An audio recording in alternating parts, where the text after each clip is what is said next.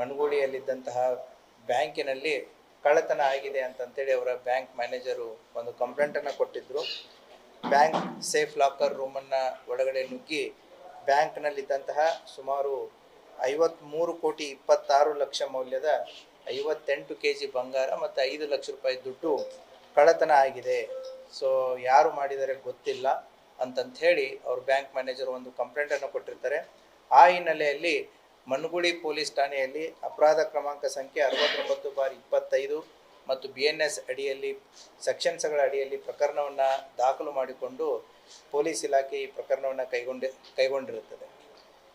ಆದಂತಹ ಪ್ರಮಾಣ ಮತ್ತು ಆದಂತಹ ಘಟನೆಗೆ ಸಂಬಂಧಪಟ್ಟಂತೆ ಪೊಲೀಸ್ ಇಲಾಖೆ ಒಟ್ಟು 8 ತನಿಖಾ ತಂಡಗಳನ್ನು ರಚನೆ ಮಾಡಿರುತ್ತೆ. ಅಡಿಷನಲ್ SP ನಮ್ಮ ರಾಮನಗೌಡ ಹಟ್ಟಿ ಅವರ ಮಾರ್ಗದರ್ಶನದಲ್ಲಿ 8 ತಂಡಗಳು ಕೆಲಸವನ್ನು ನಿರ್ವಹಿಸೋದಕ್ಕೆ ಒಂದು ಆದೇಶವನ್ನು ಮಾಡಿ DSP ರೂರಲ್ ಅವರ ಒಂದು ತಂಡ, CPI ರೂರಲ್ ಅವರ ಒಂದು ತಂಡ, DSP ಸೆನ್ ಸುನಿಲ್ ಕಾಂಬ್ಳೆ ಅವರ ಒಂದು ತಂಡ, DSP ಬಾಗೇವಾಡಿ ಬಲ್ಲಪ್ಪ ನಂದಗಾವಿ ಅವರ ಒಂದು ತಂಡ, ಟೆಕ್ನಿಕಲ್ ತಂಡ ಮತ್ತು ಅವರ ಜೊತೆಗೆ ನಮ್ಮ ಇನ್ಸ್ಪೆಕ್ಟರ್ ಬಾಗೇವಾಡಿ ಗುರುಶಾಂತ್ ದಾಶಾಳ್ ಅವರ ಒಂದು ತಂಡ, CPI ನಿಡಗುಂದಿ ಅಶೋಕ್ ಚವ್ಹಾಣ್ ಅವರ ಒಂದು ತಂಡ, ಅದರ ಜೊತೆಗೆ ಸುಮಾರು 10ಕ್ಕಿಂತಲೂ ಹೆಚ್ಚು PSI ರವರು ಈ ತಂಡಗಳಲ್ಲಿ ಮತ್ತು ಅವರ ಸಿಬ್ಬಂದಿಗಳನ್ನು ಒಳಗೊಂಡಂಥ ಒಂದು ತಂಡವನ್ನು ರಚನೆ ಮಾಡಿರುತ್ತೆ. ಯಾಕಂತಂದರೆ ಆದಂತಹ ಘಟನೆ ಸ್ವರೂಪ ಮತ್ತು ಗಂಭೀರತೆಯನ್ನು ತಿಳ್ಕೊಂಡು ಈ ತಂಡಗಳನ್ನು ರಚನೆ ಮಾಡಿ ಪೊಲೀಸ್ ಇಲಾಖೆ ಕಾರ್ಯಪ್ರವೃತ್ತರಾಗಿರುತ್ತೆ. ಸೊ ಆ ಹಿನ್ನೆಲೆಯಲ್ಲಿ ಈಗ ಈ ಪ್ರಕರಣದಲ್ಲಿ ಆರೋಪಿಗಳಾದಂತಹ ವಿಜಯ್ ಕುಮಾರ್ ಮಿರಿಯಾಳು 41 ವರ್ಷ, ಈತ ಬ್ಯಾಂಕ್ ಮ್ಯಾನೇಜರ್ ಆಗಿ ನಮ್ಮ ಕೋಲಾರ ತಾಲೂಕಿನ ರೋಣಿಹಾಳ್ ಬ್ಯಾಂಕಲ್ಲಿ ಕೆಲಸ ಮಾಡ್ತಾ ಇದ್ದಾನೆ. ಸೊ ಈತ ಮುಂಚೆ ಇಲ್ಲಿ ಮನಗೂಳಿಯಲ್ಲಿ ಬ್ಯಾಂಕ್ ಮ್ಯಾನೇಜರ್ ಆಗಿ ಕೆಲಸ ಮಾಡಿದಂತಹ ವ್ಯಕ್ತಿ ಆಗಿರ್ತಾನೆ. ಆತ ಆರೋಪಿ ನಂಬರ್ 1. ಎರಡನೇದವನು ಚಂದ್ರಶೇಖರ್ ನೆರಲ, ಈತ ಖಾಸಗಿ ಉದ್ಯೋಗ, ರಿಯಲ್ ಎಸ್ಟೇಟು, ಆಮೇಲೆ ಈತನೊಂದು ಸೆಂಟ್ ಆಂಥ್ರೂ ಸ್ಕೂಲು ಅಂತಂತೇಳಿ ಸ್ಕೂಲನ್ನು ಕೂಡ ಹುಬ್ಬಳ್ಳಿ ಕೇಶವಾಪುರದಲ್ಲಿ ನಡೆಸ್ತಾನೆ. ಈತ ಕಾಂಟ್ರಾಕ್ಟರ್ ಆಗಿಯೂ ಕೆಲಸ ಮಾಡ್ತಾನೆ. ಆಮೇಲೆ ಈತ ಕ್ಯಾಸಿನೋಗಳನ್ನು ಕೂಡ ಆಡೋದು ನಡೆಸೋವಂಥ ಒಂದು ಹವ್ಯಾಸವನ್ನು ಹೊಂದಿದ್ದಾನೆ. ಗೋವಾದಲ್ಲಿ ಕೆಲಸ ಕಾರ್ಯಗಳನ್ನು ಮಾಡ್ತಾನೆ, ಹುಬ್ಬಳ್ಳಿಯಲ್ಲಿ ಮಾಡ್ತಾನೆ. ಅದೇ ರೀತಿ ಕೂಡ ಈತ ಶ್ರೀಲಂಕಾಕ್ಕೂ ಹೋಗಿ ಕೊಲಂಬೋ ಅಲ್ಲಿ ಇಲ್ಲಿಗಳಲ್ಲಿ ಕೂಡ ಕ್ಯಾಸಿನೋ ಆಡುವಂಥ ಒಂದು ಪ್ರವೃತ್ತಿಯನ್ನು ಬೆಳೆಸ್ಕೊಂಡಂಥ ವ್ಯಕ್ತಿ ಚಂದ್ರಶೇಖರ್. ಈ ಚಂದ್ರಶೇಖರು ಮುಂಚೆ ಒಂದು ಬ್ಯಾಂಕಲ್ಲಿ ಕೆಲಸ ಮಾಡಿ ಅಲ್ಲಿನೂ ಕೂಡ ಗೋಲ್ಮಾಲ್ ಮಾಡಿ ಸಸ್ಪೆಂಡ್ ಆಗಿ ಡಿಸ್ಮಿಸ್ ಆದಂಥ ಒಬ್ಬ ವ್ಯಕ್ತಿ. ಈತ ನಮ್ಮ ವಿಜಯ್ ಮೇರಿಯಾಳನ ಫ್ರೆಂಡು. ಇನ್ನೊಬ್ಬ ವ್ಯಕ್ತಿ ಸುನಿಲ್ ಮೋಕಾ ಅಂತಂತೇಳಿ, ಇವನು ಕೂಡ ಈ ಚಂದ್ರಶೇಖರನ ಜೊತೆಗೆ ಅಸೋಸಿಯೇಟ್ ಆಗಿದ್ದು ಅವನ ಹತ್ತಿರ PA ರೀತಿಯಲ್ಲಿ ಕೆಲಸ ಮಾಡುವಂಥ ಒಬ್ಬ ವ್ಯಕ್ತಿ. ಇವನು ಕೂಡ ಈಗೇನು ಚಂದ್ರಶೇಖರ್ ಇದ್ದಂಥ ಎಲ್ಲ ಚಟಗಳನ್ನು ಕೂಡ ಇವನಿಗೂ ಇರುವಂಥ ಒಬ್ಬ ವ್ಯಕ್ತಿ. ಈ ಮೂವರು ಈಗ ಆರೋಪಿಗಳನ್ನ ನಾವು ಬಂಧನ ಮಾಡಿದ್ದೀವಿ. ಈ 3 ಜನ ಆರೋಪಿಗಳಿಂದ ಅವರು ಕೃತ್ಯಕ್ಕೆ ಬಳಸಿದಂತಹ 2 ಕಾರುಗಳು, ಅದರ ಜೊತೆಗೆ ಅವರಿಂದ ರಿಕವರಿ ಆದಂತಹ ಸುಮಾರು 10.5 kg ಕರಗಿಸಿದ ಬಂಗಾರ ಮತ್ತು ಆಭರಣಗಳನ್ನು ಈ 3 ವ್ಯಕ್ತಿಗಳಿಂದ ವಶಪಡಿಸ್ಕೊಂಡಿದ್ದೀವಿ. ಸುಮಾರು 10,75,00,000 ವ್ಯಾಲ್ಯೂವಿನ ವಸ್ತುಗಳನ್ನು ಅವರಿಂದ ಈ 3 ಜನ ವ್ಯಕ್ತಿಗಳಿಂದ ವಶಪಡಿಸ್ಕೊಂಡಿದ್ದೀವಿ. ಈ ಪ್ರಕರಣದಲ್ಲಿ ಇನ್ನೂ ಹಲವಾರು ಆರೋಪಿಗಳು ಹೊರಗಿದ್ದು ಅವರಲ್ಲಿದ್ದಂತಹ ಮಾಲುಗಳನ್ನು ನಾವು ವಶಪಡಿಸಿಕೊಳ್ಳೋದು, ಅವ್ರನ್ನ ಪತ್ತೆ ಮಾಡೋದು ಮತ್ತು ವಶಪಡಿಸಿಕೊಳ್ಳೋದು ಕೂಡ ಬಾಕಿ ಇದೆ. ಸೊ ಆ ಹಿನ್ನೆಲೆಯಲ್ಲಿ ಪೊಲೀಸ್ ಇಲಾಖೆ ಈಗ ಈ ಪ್ರಕರಣದಲ್ಲಿ ಮಾಡಿದವರು ಯಾರು ಅನ್ನೋದನ್ನ ಭೇದಿಸೋದರಲ್ಲಿ ಯಶಸ್ವಿಯಾಗಿದೆ. ಈ ಪ್ರಕರಣದಲ್ಲಿ ಇದ್ದಂತಹ ಆರೋಪಿಗಳನ್ನು ಪತ್ತೆ ಮಾಡಲಾಗಿದೆ ಮತ್ತು ಇನ್ನೂ ಉಳಿದ ಆರೋಪಿಗಳ ಬಗ್ಗೆ ಹೆಚ್ಚಿನ ತನಿಖೆಯನ್ನು ಕೈಗೊಂಡು ಅವರಿಂದನೂ ಕೂಡ ನಾವು ಇದನ್ನು ಏನು ಡಿವೈಡ್ ಮಾಡ್ಕೊಂಡಿದ್ದಾರೆ, ಹಂಚಿಕೊಂಡಿದ್ದಾರೆ. ಸೊ ಅವರಿಂದನೂ ಕೂಡ ನಾವು ಆಭರಣಗಳನ್ನು ವಶಪಡಿಸಿಕೊಳ್ಳುವಂಥ ಕಾರ್ಯ ಇನ್ನೂ ಇದೆ. ಸೊ ಆದಷ್ಟು ಬೇಗನೆ ಕೂಡ ಉಳಿದಂಥ ಆರೋಪಿಗಳನ್ನು ಪತ್ತೆ ಮಾಡಿ ಪ್ರಕರಣದಲ್ಲಿರುವಂತಹ ಉಳಿದಂಥವ್ರನ್ನ ಕೂಡ ಆದಷ್ಟು ಬೇಗನೆ ಕ್ರಮ ಕೈಗೊಳ್ಳುವಂಥ ವಿಶ್ವಾಸ ಪೊಲೀಸ್ ಇಲಾಖೆಯಲ್ಲಿದೆ.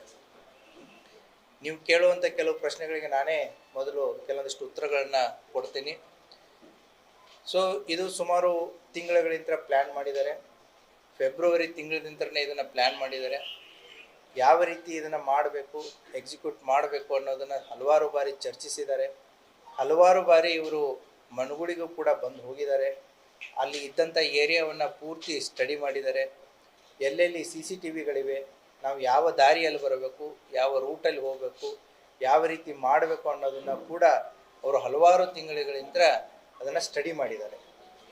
ಆಮೇಲೆ ಇದನ್ನು ಬ್ಯಾಂಕಲ್ಲಿದ್ದಂಥ ಕೀಸ್ಗಳನ್ನು ಈ ವಿಜಯ್ ಏನಿದ್ದಾನೆ ಪ್ರೀವಿಯಸ್ ಮ್ಯಾನೇಜರು, ಆತ ಮೇದಲ್ಲಿ ಟ್ರಾನ್ಸ್ಫರ್ ಆಗ್ತಾನೆ.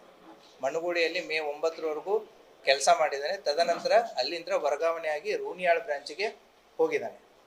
ಅವನು ಹೋಗೋಕ್ಕಿಂತ ಮುಂಚೆನೆ ಮಾರ್ಚ್ ಮತ್ತು ಏಪ್ರಿಲ್ ತಿಂಗಳಲ್ಲಿ ಈ ಬ್ಯಾಂಕಿನ ಕೀಸ್ಗಳಿಗೆ ಏನಿರ್ತವೆ, ಈ ಕೀಸ್ಗಳನ್ನು ಈ ಆರೋಪಿಗಳಿಗೆ ಕೊಟ್ಟು ಅವುಗಳನ್ನು ಡುಪ್ಲಿಕೇಟ್ ಕೀಗಳನ್ನು ಮಾಡಿಸಿದ್ದಾರೆ. ಸೊ ಆ ಡುಪ್ಲಿಕೇಟ್ ಕೀಗಳು ಕೂಡ ವರ್ಕ್ ಆಗುತ್ತೋ ಇಲ್ಲೋ ಅನ್ನೋದಕ್ಕೆ ಕೂಡ ಹಲವಾರು ಬಾರಿ ಅದನ್ನು ಟೆಸ್ಟ್ ಆ್ಯಂಡ್ ಟ್ರಯಲ್ ಮಾಡಿದ್ದಾರೆ. ಸೊ ಯಾವಾಗ ಸಕ್ಸಸ್ ಆಗಿದೆ ವೇಟ್ ಮಾಡಿದ್ದಾರೆ. ಏನು ಅಂತಂದರೆ ಇದ್ದಂತಹ ಈ ವಿಜಯ್ ಮೈರ್ಯಾಳ್ ಮ್ಯಾನೇಜರ್ ಏನಿದ್ದಾನೆ ಆತ ವರ್ಗಾವಣೆ ಆಗಿ ಹೋಗೋವರೆಗೂ ಕೂಡ ಕಾಯ್ದಿದ್ದಾರೆ. ಅಂದರೆ ನಾಳೆ ಇದು ಅವನ ಮೇಲೆ ಬರಬಾರ್ದು, ಯಾಕಂದರೆ ರೆಸ್ಪಾನ್ಸಿಬಿಲಿಟಿ ಅವನ ಮೇಲೆ ಇರುತ್ತೆ ಅಂತಂತ ಹೇಳಿ ಅವನ ಮೇಲೆ ಬರಬಾರ್ದು. ಸೊ ಹೊಸ ಸೆಟಪ್ ಏನು ಬರುತ್ತೆ ಅವ್ರ ಮೇಲೆ ಬರಲಿ ಅನ್ನುವಂಥ ಒಂದು ಸಂದರ್ಭ ಸಮಯಾವಕಾಶಕ್ಕೆ ಕಾಯ್ದಿದ್ದಾರೆ. ಇನ್ನು ಮೇ 9ನೇ ತಾರೀಕು ಟ್ರಾನ್ಸ್ಫರ್ ಆಗಿ ಹೋಗ್ತಾನೆ. ಅವರ ಜೊತೆಗೆ ಇನ್ನೂ ಕೆಲವೊಂದಿಷ್ಟು ಸಿಬ್ಬಂದಿಗಳು ಅಲ್ಲಿಂದ ಟ್ರಾನ್ಸ್ಫರ್ ಆಗ್ತಾರೆ. ಹೊಸ ಸೆಟಪ್ ಬರುತ್ತೆ. ಹೊಸ ಸೆಟಪ್ ಬಂದ ಮೇಲೆ ಇದೇನು 4 Saturday Sunday ಇರುತ್ತೆ, ಸೊ ಜನ ಇರಲ್ಲ ಆ ಟೈಮಲ್ಲಿ ಅಂತಂತ ಹೇಳಿ ಸೊ ಆ ಸಂದರ್ಭದಲ್ಲಿ ಮಾಡಿದರೆ ಸೊ ಹೋದ ಹಳೆ ಮ್ಯಾನೇಜರ್ ಮೇಲೆ ಬರುವಂಥ ಸಾಧ್ಯತೆಗಳು ಕಡಿಮೆ, ಹೊಸ ಸೆಟಪ್ ಮೇಲೆ ಬರಲಿ ಅಂತಂತ ಹೇಳಿ ಆ ಡೈರೆಕ್ಷನ್ದಲ್ಲಿ ಇದನ್ನು ಮೇ 23 ಮತ್ತು 24ನೇ ತಾರೀಕಿಗೆ ಎಕ್ಸಿಕ್ಯೂಟ್ ಮಾಡುವಂಥ ಒಂದು ಪ್ಲ್ಯಾನನ್ನು ಮಾಡ್ತಾರೆ. ಮೇ 23ನೇ ತಾರೀಕು ಕೂಡ ಅವರು ಅಲ್ಲಿ ಚಲನವಲನಗಳು ಓಡಾಡಿದ್ದನ್ನು ನಮಗೆ ಸಾಕಷ್ಟು ಕುರುಹುಗಳಿದ್ದಾವೆ. ಅವರು ಮೇ 23ನೇ ತಾರೀಕನೇ ಮಾಡಬೇಕು ಅನ್ನುವಂಥ ಒಂದು ಆಶಾಭಾವನೆಯಲ್ಲಿರ್ತಾರೆ. ಅವತ್ತು RCB ಮತ್ತು ಏನು ನಮ್ಮ ಸನ್ರೈಸರ್ಸ್ ಹೈದರಾಬಾದ್ ಮ್ಯಾಚ್ ಇರುತ್ತೆ. ಸೊ ಹಾಗಾಗಿ ಹೊರಗಡೆ ಜನರ ಓಡಾಟ ಸಾಕಷ್ಟು ಇರುತ್ತೆ, ಹುಡುಗರ ಓಡಾಟ ಜಾಸ್ತಿ ಇರುತ್ತೆ. ಸೊ ಅನ್ಫಾರ್ಚುನೇಟ್ಲಿ ಅವತ್ತು ಮಳೆನೂ ಆಗಲ್ಲ ಮತ್ತು ಆ ಮ್ಯಾಚನ್ನು RCB ಸೋಲುತ್ತೆ. ಸೊ ಆ ಹಿನ್ನೆಲೆಯಲ್ಲಿ RCB ಸೋತಿದ್ದಕ್ಕೆ ಮಳೆ ಬರದೇ ಇದ್ದದಕ್ಕೋಸ್ಕರ ಸೊ ಅವತ್ತಿನ ಪ್ಲ್ಯಾನನ್ನು ಅವರು ಪೋಸ್ಟ್ಪೋನ್ ಮಾಡ್ತಾರೆ. ಒಂದು ವೇಳೆ RCB ಗೆದ್ದು ಅಲ್ಲಿ ಪಟಾಕ್ಷಿಗಳ ಸಂಭ್ರಮ ಆಗಿದ್ದರೆ ಆ ಸೌಂಡಲ್ಲಿ ಒಳಗಡೆ ನುಗ್ಗಬೇಕು ಅನ್ನೋದು ಅವ್ರದ್ದು ಪ್ಲ್ಯಾನ್ ಆಗಿರುತ್ತೆ. ಸೊ ಹಾಗಾಗಿ 23ನೇ ತಾರೀಕು ಈ ಎರಡೂ ವಿಚಾರಗಳಿಂದ ಅದನ್ನು ಪೋಸ್ಟ್ಪೋನ್ ಮಾಡ್ತಾರೆ. 24ನೇ ತಾರೀಕನ್ನು ಆಯ್ಕೆ ಮಾಡ್ಕೋತಾರೆ. ಅದು ಶನಿವಾರ. ಅವತ್ತು ಕೂಡ ರಜೆ ಇರುತ್ತೆ. ಮತ್ತು ಇವರಿಗೆ ಎಲ್ಲೆಲ್ಲಿ CCTVಗಳು ಇರ್ತವೆ, ಏನಿರ್ತವೆ ಅನ್ನೋದೆಲ್ಲ ಗೊತ್ತಿರುತ್ತೆ. ಅವುಗಳನ್ನು ಎಲ್ಲ ಡೈವರ್ಟ್ ಮಾಡಿ ಇಟ್ಟಿರ್ತಾರೆ. ಸೊ ಅಷ್ಟೇ ಅಲ್ಲದೆ ಕೂಡ ಅಲ್ಲಿ ಹೈ ಮಾಸ್ಕ್ ಲೈಟ್ ಇರುತ್ತೆ. ಹೈ ಮಾಸ್ಕ್ ಲೈಟನ್ನು ಕೂಡ ಇವರು ಕೇಬಲನ್ನು ಕಟ್ ಮಾಡಿ ಅದನ್ನು ಆಫ್ ಮಾಡಿರ್ತಾರೆ. ಸೊ 24ನೇ ತಾರೀಕು ಅವರು ಬಂದಂಥ ದಾರಿಗಳು, ಹೋದಂಥ ದಾರಿಗಳು, ಸೊ ಏನೇನು ಮಾಡಬೇಕು, ತಮ್ಮ ಇರುವಿಕೆಯನ್ನು ಯಾವ ರೀತಿ ಅದನ್ನು ಮುಚ್ಚಿಡಬೇಕು, ಎಲ್ಲ ರೀತಿಯಿಂದ ಅವರು ಪ್ರಯತ್ನಗಳನ್ನು ಮಾಡಿರ್ತಾರೆ. ಸೊ ರಸ್ತೆ ಆಗಿರ್ಬೋದು, ಟೆಕ್ನಾಲಜಿ ಆಗಿರ್ಬೋದು, ಬೇರೆ ಏನೆಲ್ಲ ಮಾಡ್ಬೋದು, ಸಾಕಷ್ಟು ರೀತಿಯ ಇಂಗ್ಲೀಷ್ ಮೂವೀಸ್ಗಳನ್ನು, ಹಿಂದಿ ಮೂವೀಸ್ಗಳನ್ನು, ನೆಟ್ಫ್ಲಿಕ್ಸು, ಅಮೆಜಾನ್ಸ್ಗಳಲ್ಲಿ ಸಾಕಷ್ಟು ಅವುಗಳನ್ನು ಅಧ್ಯಯನ ಮಾಡಿ ಪ್ಲ್ಯಾನನ್ನು ಮಾಡಿರ್ತಾರೆ. ಸೊ ಯಾವ ರೀತಿ ನಾವು ಪೊಲೀಸರಿಂದ ತಪ್ಪಿಸ್ಕೊಳ್ಬೋದು ಅಂತ ಅವರ ವೇಷಭೂಷಣಗಳನ್ನು ಕೂಡ ಅವರು ಡಿಸೈಡ್ ಮಾಡಿರ್ತಾರೆ. ಯಾವ ವ್ಯಕ್ತಿಗೆ ಯಾವ ರೀತಿಯಾದಂಥ ವೇಷಭೂಷಣಗಳನ್ನು ಹಾಕಬೇಕು, ಹೇಗೆ ಹಾಕಬೇಕು. ಸೊ ಪ್ರತಿಯೊಂದನ್ನು ಮಾಸ್ಕು, ಹೆಲ್ಮೆಟ್ಟು, ಮರೀಚಿಕೆಗಳನ್ನು ಯೂಸ್ ಮಾಡ್ತಾರೆ. ಸೊ ಯೂಸ್ ಮಾಡಿ ಎಲ್ಲಿಯೂ ಕೂಡ ಕುರುಹುಗಳು ಬರಬಾರ್ದು ಅನ್ನೋವಂಥ ಒಂದು ಇದರಲ್ಲಿ ಪ್ಲ್ಯಾನನ್ನು ಮಾಡಿರ್ತಾರೆ. ಅಷ್ಟೇ ಅಲ್ಲದೆ ಇಲ್ಲಿ ವೆಹಿಕಲ್ಸ್ಗಳನ್ನು ಯಾವ ರೀತಿ ಯೂಸ್ ಮಾಡಬೇಕು ಅನ್ನೋದನ್ನು ಕೂಡ ಅವರು ಮೊದಲೇ ಪ್ರೀ ಪ್ಲ್ಯಾನ್ ಮಾಡಿದ್ದಾರೆ. ಸೊ ಇಲ್ಲಿ ಒಂದು ಟ್ರಕ್ಕನ್ನು ಯೂಸ್ ಮಾಡಿದ್ದಾರೆ. ಇಲ್ಲಿ ಓಡಾಡೋದಕ್ಕೆ 2 ವೀಲರ್ಸ್ಗಳನ್ನ ಯೂಸ್ ಮಾಡಿದ್ದಾರೆ. ಸೊ ಆ ಟ್ರಕ್ಗಳಲ್ಲಿ ಈ 2 ವೀಲರ್ಸ್ಗಳನ್ನು ಸಾಗಿಸಿದ್ದಾರೆ. ಸೊ ದ್ಯಾಟ್ ಆ 2 ವೀಲರ್ಸ್ಗಳು ಎಲ್ಲಿ ಹೋಯ್ತು, ಏನು ಮಾಡ್ತು ಅನ್ನೋದನ್ನು ಗೊತ್ತಾಗಬಾರ್ದು ಅಂತಂದು. ಸೊ ಈ ರೀತಿಯಾದಂತಹ ಅಂದರೆ ಈ ಮೂವೀಸ್ಗಳ ಪರಿಣಾಮ, ನೆಟ್ಫ್ಲಿಕ್ಸು, ಅಮೆಜಾನ್ಸ್ಗಳಲ್ಲಿ ಬರುವಂತಹ ಕ್ರೈಮ್ ಸ್ಟೋರೀಸ್ಗಳು, ಇವುಗಳನ್ನ ಎಲ್ಲವನ್ನ ನೋಡಿ ಮಾಡಿ ಇದನ್ನು ಸರಿಯಾದಂಥ ಒಂದು ಪ್ಲ್ಯಾನನ್ನು, ಸಿದ್ಧತೆಯನ್ನು ಮಾಡ್ಕೊಂಡಿದ್ದಾರೆ. ಅದೇ ರೀತಿ ನೀವು ಪ್ರಶ್ನೆಗಳನ್ನ ಕೇಳಿದ್ದೀರಾ, ಬ್ಲ್ಯಾಕ್ ಮ್ಯಾಜಿಕ್ ಮಾಡಿದ್ದಾರೆ ಸರ್, ಬ್ಲ್ಯಾಕ್ ಮ್ಯಾಜಿಕ್ ಮಾಡಿದ್ದಾರೆ, ಯಾಕೆ, ಏನು, ಎಂತ ಅಂತಂತೇಳಿ. ಅದಕ್ಕೂ ಕೂಡ ತಾವು ಸ್ಟಾರ್ಟಿಂಗಲ್ಲಿ ಹಲವಾರು ಪ್ರಶ್ನೆಗಳನ್ನು ಕೇಳಿದ್ರಿ. ಈ ಬ್ಲ್ಯಾಕ್ ಮ್ಯಾಜಿಕ್ ಮಾಡಿದ್ದನ್ನು ಕೂಡ ಇವರು ಬೇರೆ ಬೇರೆ ರಾಜ್ಯಗಳಲ್ಲಿ ಆದಂತಹ ಬ್ಯಾಂಕ್ ಅಫೆನ್ಸಸ್ಗಳು ಯಾವ ರೀತಿ ಇತ್ತು ಏನಿತ್ತು ಅವುಗಳನ್ನು ಕೂಡ ಇವರು ಅಧ್ಯಯನ ಮಾಡಿದ್ದಾರೆ.